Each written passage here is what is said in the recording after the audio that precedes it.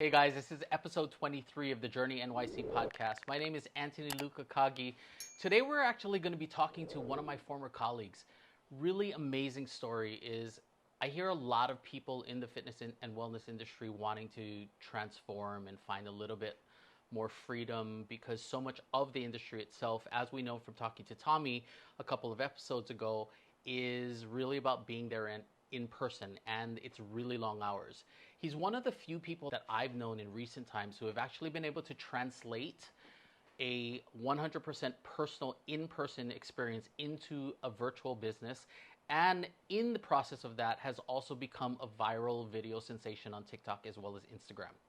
With that being said, we're going to see who our guest is today, and we're going to get to talk with Tom McGee.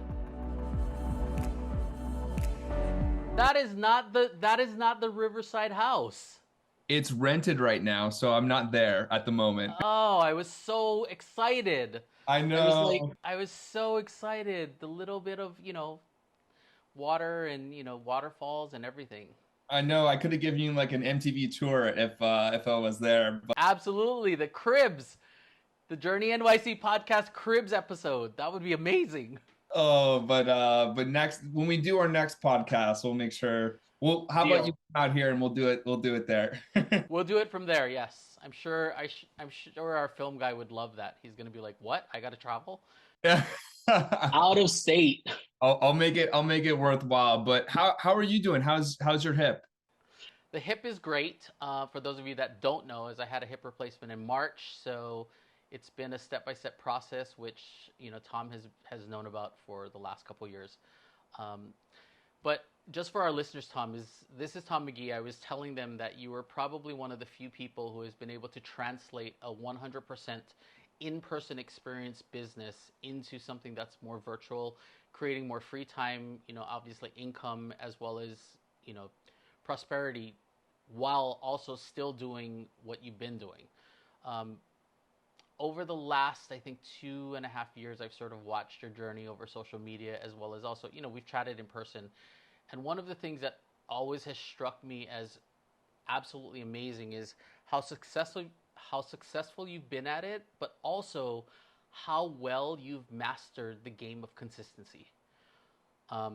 Because truth be told, and I will tell this to anyone, is I've invested thousands of dollars into social media coaches and marketing coaches, and even had one-on-one conversations with you. And one of the hardest things that I find in today's world for myself is mastering the consistency game, because it requires so much time, and more time than people realize. But also you have to allocate that time. And for us, so much of our business, and even in my world, requires us to be present. So, we're always competing for that time window. And those were the interesting stories that obviously as I wanted to chat with you about, because I find that so inspiring. But anyway, why don't you tell everyone a little bit about you? Well, first of all, I really appreciate that. And everything that you've mentioned, it's like I've gone through it too. So I feel like we can really connect and like have an interesting conversation about that. Oh, absolutely. But again, my name's Tom McGee. I'm a full-time online fitness and nutrition coach. I have a property called the River Loft, which I live there part-time, rented out part-time on Airbnb. So it's kind of like a new venture for me out in Connecticut. But really full time, my day-to-day job is just online coaching. And then, we talked about doing things on social media to help increase my brand awareness and to scale my online coaching. Which is quite amazing. I mean, I think when we first met, we were looking, we were both working with another company, and we were trying to figure out how this was all going to work. And I would keep making fun of you that I wanted your damn autograph before you got to be too damn popular. And now you're like this huge 100-something thousand plus person on both TikTok as well as Instagram. And I still don't have your autograph, but I'll take this as me knowing somebody that when they first started out. Well, I appreciate it. And I've always appreciated your support too. I mean, honestly, I think one of the things, especially in the beginning, it's like there's so much uncertainty. Is this going to work? Am I good enough? Like all these things, it's like such a mental game. Yep. And I think that's also maybe an interesting conversation because half the battle is just kind of like mentally understanding that like in the beginning, like we're not going to be that good. It takes a lot of at bats, a lot of practice, and then you can start being more strategic down the line. And I'm still learning too. Like I'm still figuring it out, but I really appreciate that. And, it's exciting to have some growth and hopefully it continues. Oh, and I see nothing but phenomenal growth for you in the future. I mean, I keep watching your things, and I'm like, I've seen how you've actually progressed. I've seen how you promote and build your brand, which is really quite amazing. Let's go back first to when the journey first started. When you first started deciding that, okay, the grind. A couple of episodes ago, we talked to another person who's in the fitness industry, and the interesting thing about it was he said one of his mentors who took him under his wing when he first started told him, if you want to be successful, you start at 5 a.m. and you finish at 9. And that was the grind.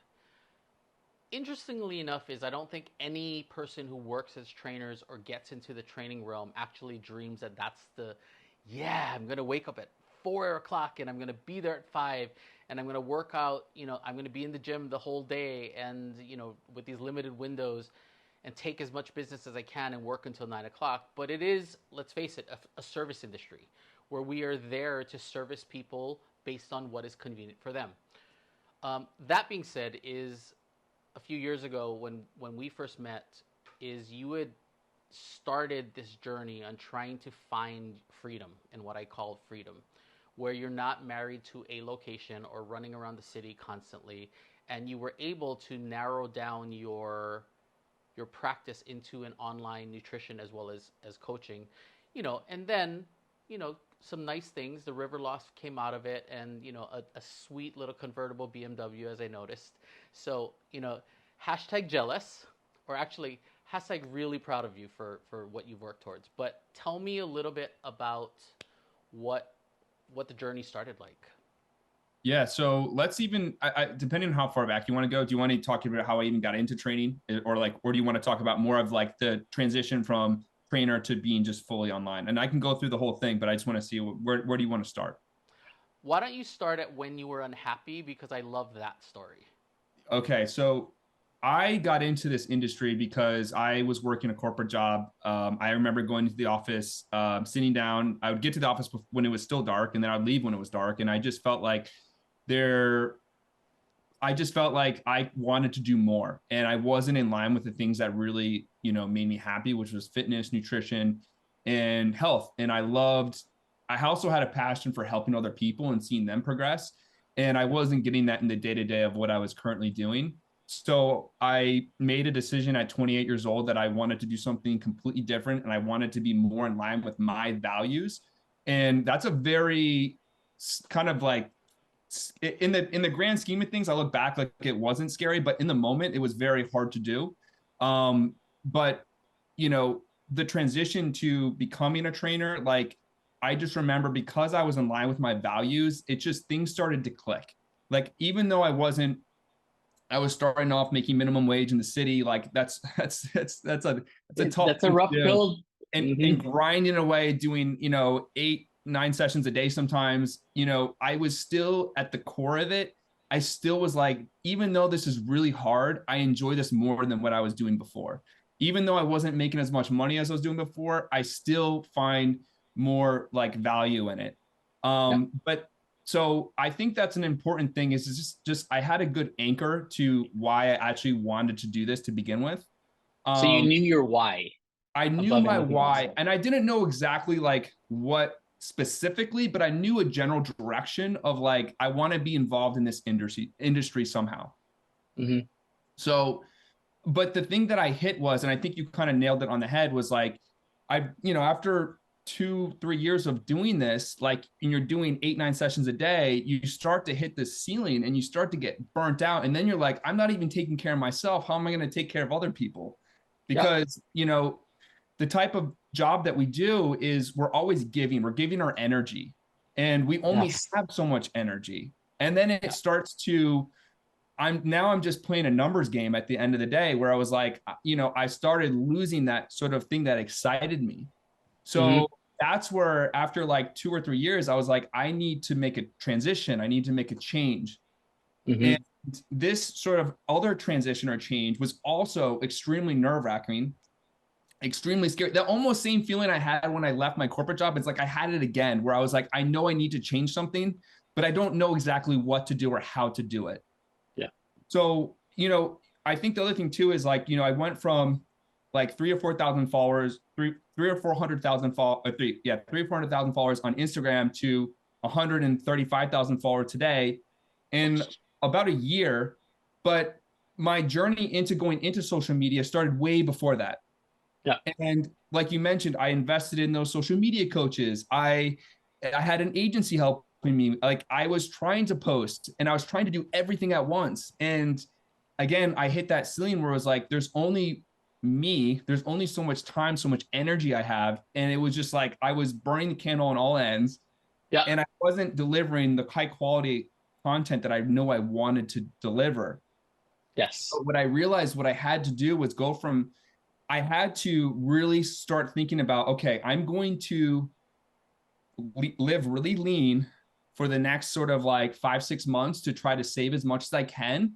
And then I'm going to go from training, like I said, 7, 8, 9 people a day to maybe 2 or 3 people a day, which is very, caused a lot of nerve-wracking. But I'm like, I'm going to now reinvest that time into trying to hire a social media person to film me, really commit myself to posting, every day on TikTok and things like that. Yeah. Because like I said before, I couldn't do everything. I couldn't train 8 or 9 people a day and consistently post and put out high quality content. So let me see if I got this right. You went from 8 to 9 hours of actual work of where you were, training clients. You cut that back to roughly about 3 or 4 hours and took the remaining 4 to 5 hours, give or take, and actually then spent that time working on your social media game. Well, even actually, let me give you more detail into this. That's probably what I averaged throughout the week. What I really did was I dedicated like Monday, Wednesday, Friday to being like, those are my personal training days. I'm going to dedicate Tuesday and Thursday to just content creation and being creative. Like Tuesday was the day where I was going to think of all the content. Thursday was the day where I was going to like really focus on creating it and editing it. So it's like I started organizing my schedule, but I definitely brought down my total session count significantly in order to do that. Which it's interesting because when we at first talked, you were still only doing it on Fridays. And I was like, okay, I can clear a Friday. And then even after I cleared, now granted, I also, guys, had a hip replacement, so there wasn't much I could do. But at the same time I thought, okay, I can commit to a whole day. But I don't think a lot of people understand and realize how much time goes into planning content out, thinking about content, and then creating it. It really takes a lot of time. And I learned that even when I went through school, I took a 6-week course just to accommodate, think about this, create this, do this. Like, it required, even though the class was only once a week, it required probably a good another 4 to 6 hours in order to achieve the assignment for the week that unfortunately I hadn't allocated to it, when I first signed it up. But that's a good point to highlight. Okay, so now you're on Monday, Wednesdays, and Fridays, and Tuesdays and Thursdays. Then what happened? So then I committed myself where I was like, I'm going to give myself 3 months to just make sure I'm posting at least something I started on TikTok. I was like, I'm going to focus on one platform. I just want to be consistent on this. I'm going to post one video on TikTok every day for 3 months. So because I brought down my schedule, I had some more days open. I was able to kind of like plan ahead and things like that. So I did that. And the nerve-wracking part was in the beginning is like, I didn't know what I didn't know. So a lot of my content is not going anywhere. I'm cutting back my sessions, so I'm making less money. It's like I'm working just as much in a different capacity, but it's like I'm not seeing that growth. And for the first like 3 months, that was really kind of like a mental part where I was like, I don't know if I'm making a huge mistake. Like, I don't know. There's a lot of uncertainty. But at the end of that 3rd month, I had one video that went, you could say like semi-viral. Maybe it had like 5,000-6,000 views. And I was like, oh my God, like it worked. I got one video. Like, this is amazing. And then what I started to realize was, okay, I see a couple videos that did better than others. Sure. I'm going to focus on those videos that did a little bit better than average, and I'm going to try to make them a little bit better.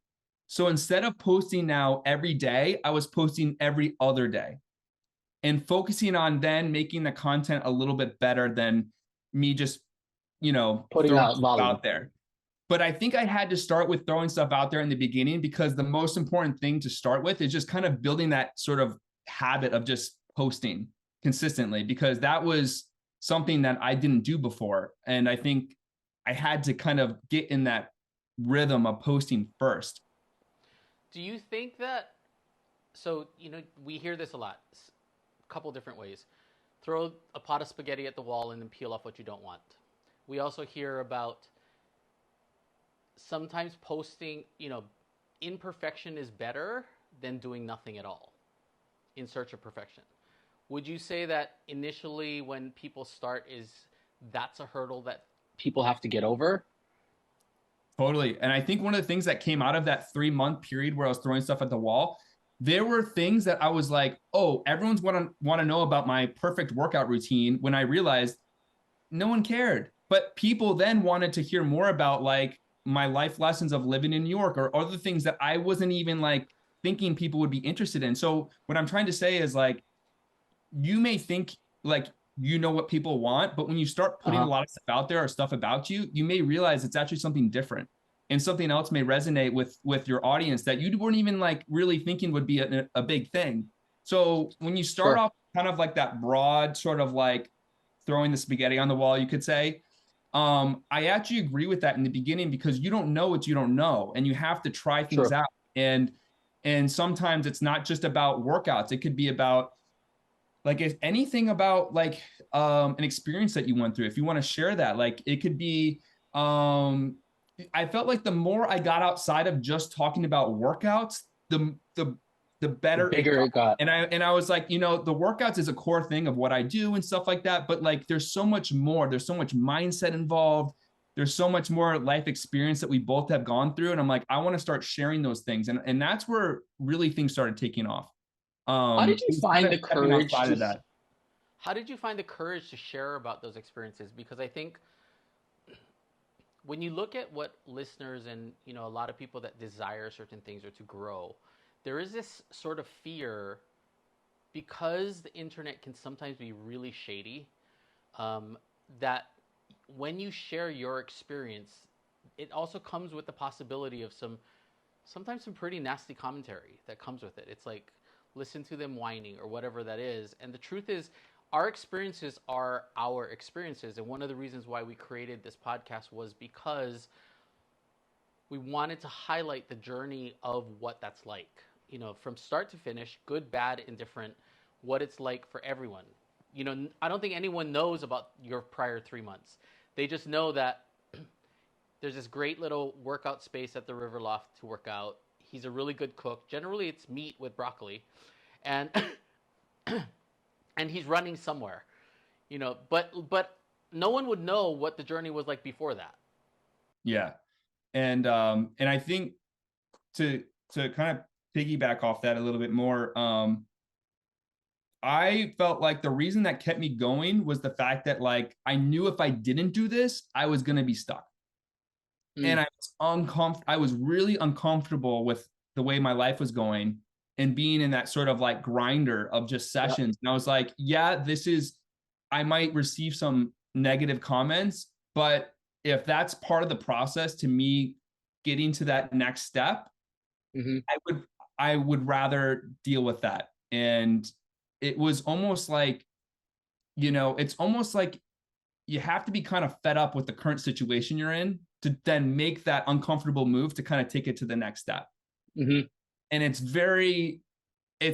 not I almost feel like the more you lean into the thing that makes you really nervous, the higher the reward is on the other side. And I'm still struggle with that, but it's like, if I can put more of myself out there, you'll be so surprised how many other people that are just like you will resonate with it.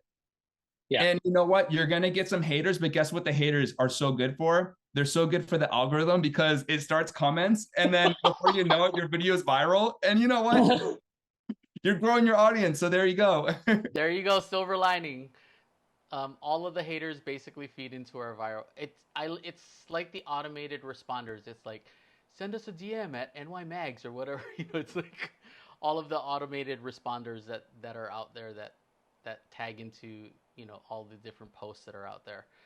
So now so you did it for 3 months. You found out that people were interested in a little bit more of your story and how you transitioned from your corporate job to this, and then even when you went into buying the river loft, etc. What did you? It's been a total of how long since you started that 3-month stint? So I'm giving you like a frame of like a year ago, because that's when I went from 4,000 followers to 135,000 followers, roughly about a year, right? Give or take a couple months. So like I said, the first 3 months was just kind of throwing the spaghetti at the wall, trying all different types of things, trying to get out of my comfort zone of just talking about workouts and trying to experiment with like different types of concepts. A lot of fail, but then I started to see some trends of, like I said, different type of topics that I could talk about. So the 3 months following that, so you could say like 6 months in, I was posting a little bit less frequently, but being much more intentional about what I was talking about. Because after the spaghetti on the wall, then I was like, okay, I can start to see the pillars of what people want to hear from me. I'm going to now focus on that. And that's where I started to really notice some 4,000 to 10, 15,000 followers, right? Yeah. But I had to start there. Then the 3 months following that, so you could say, 9 months in, then I started doing every other day to posting like even less frequently, but then doubling down on the quality even more. Got it. Because then it's like, again, you start to figure out like what people want to hear from you. You start to kind of find your voice. And then it's like, oh, now I want to I know from just experience, I can make this even better. Yeah. And that's where I found some super viral videos. It was when I kind of was able to then take that. I knew that message was going to work, but it was like, now I want to really take the time to make it as good as I can make it. As before, it was kind of just, let me try this out and see how it does. Oh, people are interested. Great. So there's different levels to it, if that kind of makes sense. And then with the higher level you go, the less frequent I would post, but the higher quality I would try to make it. When you talk about quality, are you talking about the content, or are you talking about the process in which you created a video? So for example, I'll kind of speed you up to what I do now. Sure. So I'm going to, the most important thing, in my opinion, to creating viral content is choosing the right topic to talk about. Sure. So if you can create the most aesthetically beautiful video, but if people aren't interested in that topic, they're not going to really watch it, or it's going to do okay.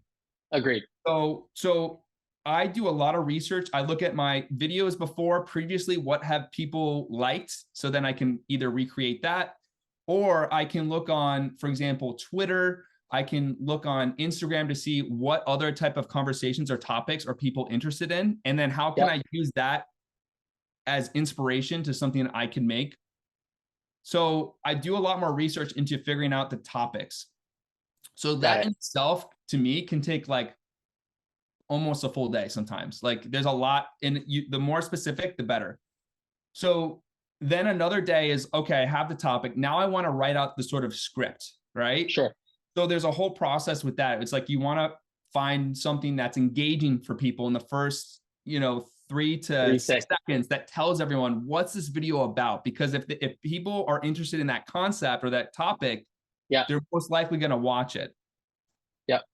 So the script is kind of another part that takes me a while to be more intentional about, but I go through the script. That's kind of almost, again, like a full day. And then the last part, and the easiest part, is really just creating the I call it the B-roll, the images, and just kind of putting the images that just make that topic, that story, just kind of stand out even more. Sure. So to make a really kind of thoughtful, I would say, viral piece of content, it takes me about 3 days now. And that's to show how much intention is going behind this stuff. It's not 1 or 2 hours of a post. It's like I'm Sure. really thoughtful about everything. And I usually can tell it's going to go do really well prior, but sometimes it doesn't. It's kind of like 50-50. Sometimes it really takes off and you're like, wow, it is the best feeling. It's like putting together a piece of art, you know? Yeah. But sometimes it fails and you're just like, you know what did I do wrong? Then I start to analyze, oh, you know what? Like this topic probably wasn't right. This script probably could have been improved here and here. So it's like, I'm still learning. Sure. But I'm at a stage where now it's like, I'm being much, much, much more intentional about creating the best quality video or the best topic. So it's not as frequently as I usually post. And how has that affected now your online business? Because you were, the last we had chatted, you were doing 2 days a week of lives, and then the rest were all virtuals. So what I was able to do was, when I was able to take that time, which I told you how much time it takes, right? Yeah. But then it's like that video is going to reach anywhere from 100,000 people to 1 million people in views. Sure. Yeah. So when I got those high viral videos, you know, the coaching applications just come flowing in. So it's really like I really had to take this big step back to then take this bigger step forward into building my online coaching, because the quality of content, and I really was thoughtful in everything, the inbound leads would just come. So I know when I post and I put together a thoughtful piece of content, the leads are going to come. Okay. So with being more thoughtful and posting like 2 or 3 posts a week, I was able to create a pretty sustainable list of inbound leads. Fingers crossed, hopefully it is that way. Sure. And then I was like kind of, and this is more recent, I was more kind of getting stuck where it's like, okay, I've kind of tapped out with how many people now I can work with online. Sure. Good problem to have. But now I need to figure out, how do I now scale my online coaching to go from 50 clients to, let's say, 100 clients? Sure. So that's where I'm in the stage right now, where I've actually posted even less to try to figure out how I'm going to optimize my online coaching business. Because and there's a few ways to do it, but yeah. So that's kind of where I'm at now, is to try to figure out, how do I scale the online coaching to go back to the content creation to then take that next level up. That's amazing. And again, I think what I want to reiterate is that it's taken you a good year, and it's taken a lot of risks. I mean, if I go even before that, like I've been trying to build my social media for years before that too. So like this whole process started like 3 years ago, but within a year was when I fully committed myself to it. So again, it comes down to the consistency, which I've always admired with you. It's one of the things that you addressed in a recent video in the last few weeks, about consistency, and we've even chatted about a couple of my videos about making sure that there is a message and what's the takeaway from it versus just watching something for the hell of watching it. And it's so inspiring to hear that, to hear about the journey of how long that success, or what is viewed as successful, has taken, because I think people don't realize that. A lot of people, and let's not just talk in the training world, but in marketing, in social, in all of that, how long does it take in order to get it to that point? And I think for myself is, I would ask, if someone were to start or want to make a transition in a career, it sounds like for you started with the question of why. Why am I making this jump, and what is my why? What am I passionate about? And how does that align? And then it makes, sometimes the sacrifice is a lot easier. Yeah. Yeah. And I think the other thing I want to reiterate for someone that's kind of starting off, it's like, I kind of gave you my summary of how I went from in a year, but I also want to remind people how important it is in the beginning, like those first 3 months, to just focus on the consistency and just the spaghetti on the wall. Yeah. Because there's no way you're going to know what topics until you just kind of try everything. Exactly. And then you can kind of move on to the next step where you can start being a little bit more intentional. And Mm. then here down the road, if, you know, once you've done this, you figured out the topics, you figured out what works, what doesn't work, then you can kind of really drill down even more. So that's kind of be like, that would be my advice based on my experience. Yeah.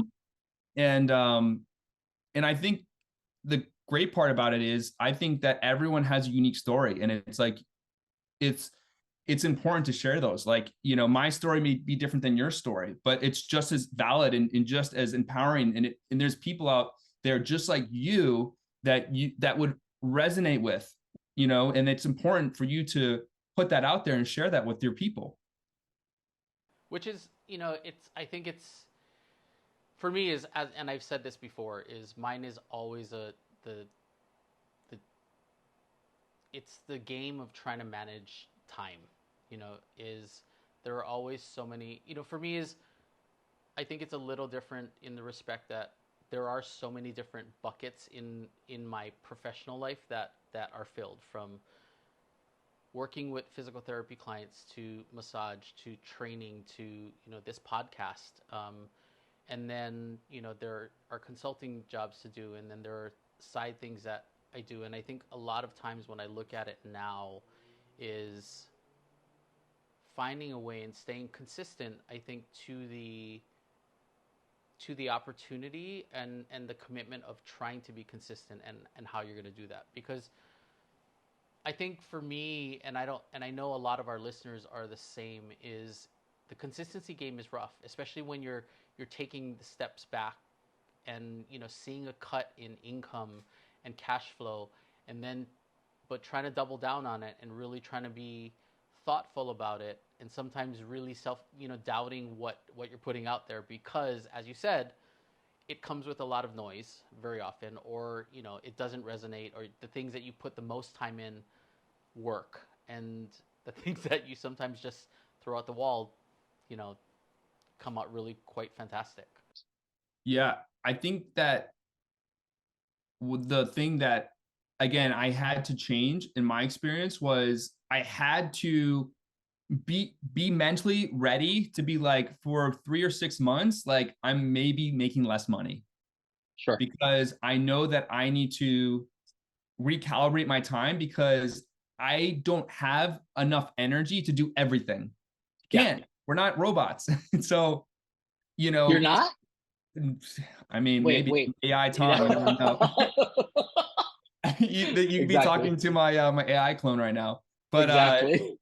But yeah, I think the thing is, if someone out there can just mentally, and this is the part, mentally prepare yourself to save enough money to be okay making a little bit less for 3, or again, up to 6 months, but then really use that extra time into focusing on the consistency of content. And like you've known, and I know, it's like, it's the hardest part is probably ourselves, of getting out of our own way. Yeah. And you know, and then there's different levels to it, but in the beginning it's just about being consistent, and then you're going to start figuring out like what works, what doesn't work. And I think that it's just such an incredible feeling, though, when you can really connect with people at scale. It really is. Yeah. And I just want to help people get out of their shell a little bit. And I, again, like, I still struggle with this today. Like, it's still like, there's topics that I'm like, I don't know, but those are the topics that are the best.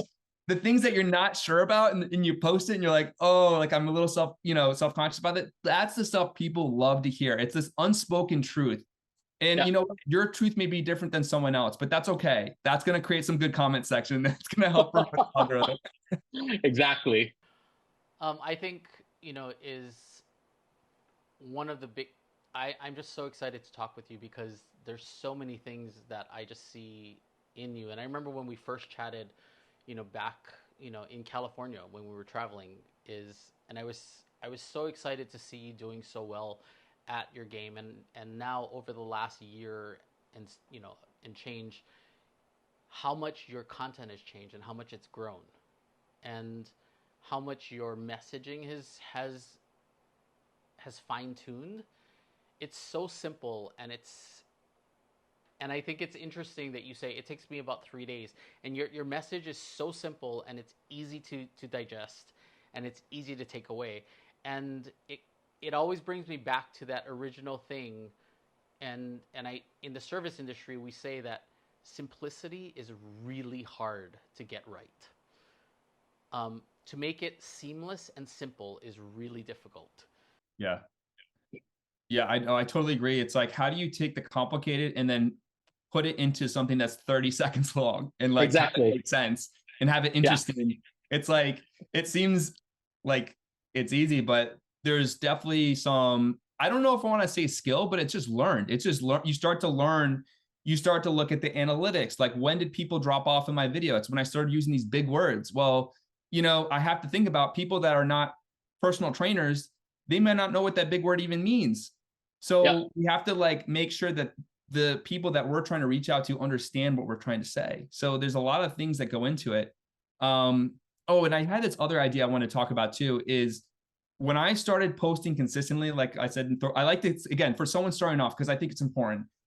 Because I remember how hard it was for me to start this off, is the spaghetti on the wall. I started on TikTok. And the reason I started on TikTok was because I didn't know anyone that I knew that was following me. It was like all random people.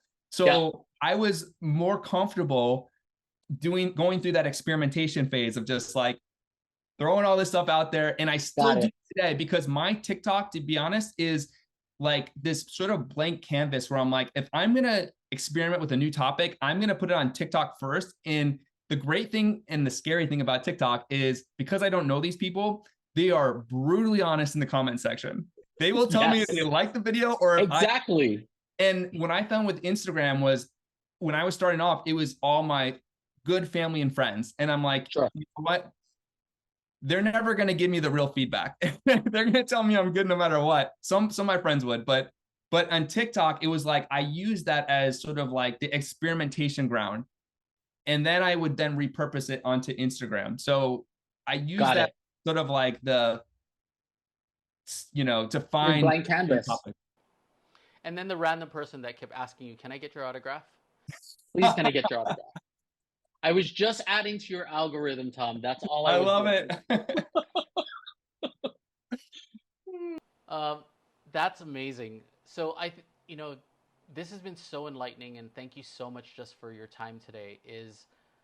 I cannot wait to see another year or 2 years from now what you're going to do and how you're going to scale your online platform, because I've been a fan, you know, since we worked together, and your growth has been nothing short of inspiring.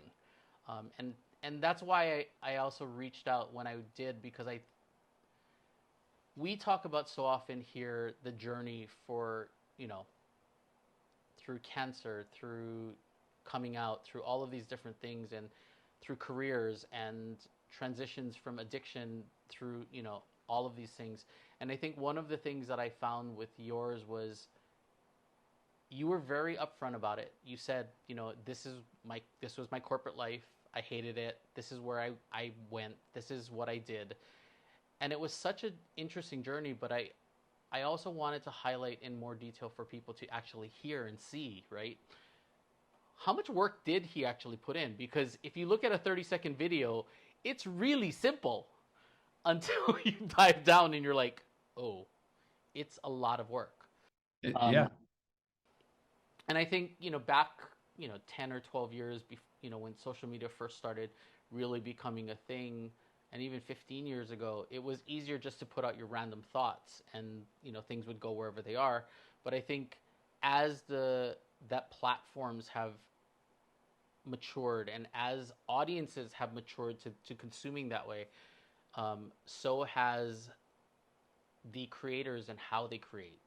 I think that's come a long way too, and how they actually do those things.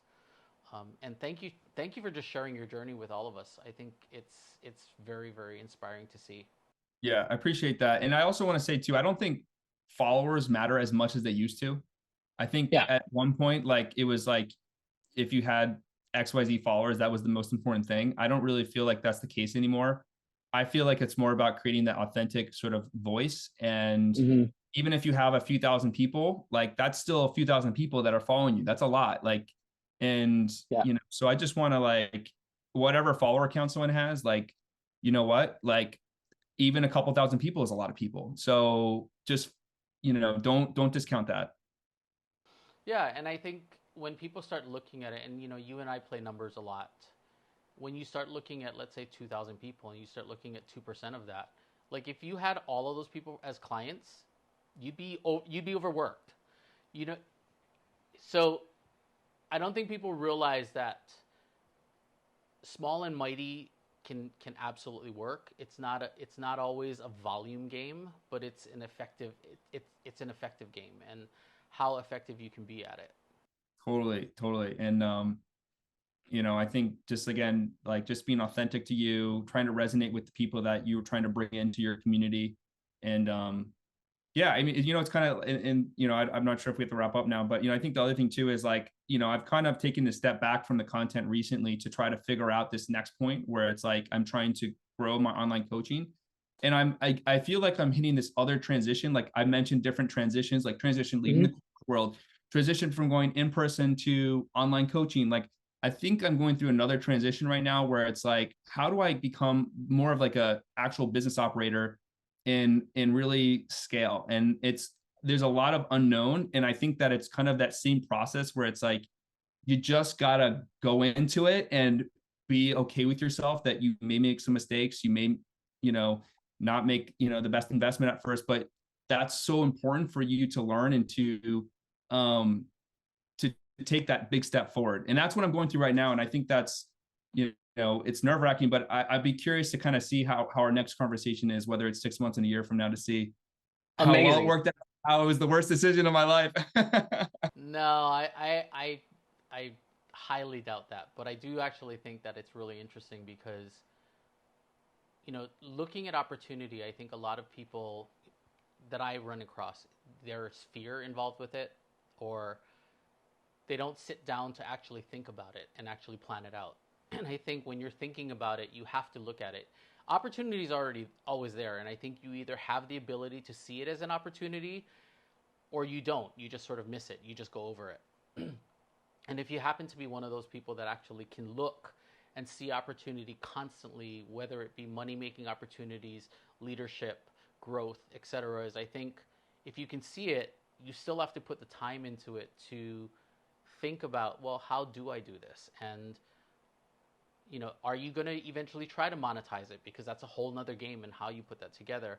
And then, as we just said earlier, is how do you take all of that and make it consumable and simple? Because you and I know that the drop-off is large the moment that there's too many clicks involved. Totally. It's the same. No, but it's the same thing, whether you're doing a business, whether it's content, it's like, whether it's whatever we're going through in life, is like, it all comes down to the same kind of principles. So, we'll see. It's exciting. This is my godson, Ollie. Hey, Ollie. Ollie, come say hi. Hey, Ollie. Hello. How are you? Hey, Ollie, can you give us a couple minutes? We're wrapping up on a call. Oh my God, he's adorable. Hey, Ollie, we gotta wrap up. Can we hang out in like 10 minutes? Ollie, how old are you? How old are you? 3.5, right? Wow. You're a big man.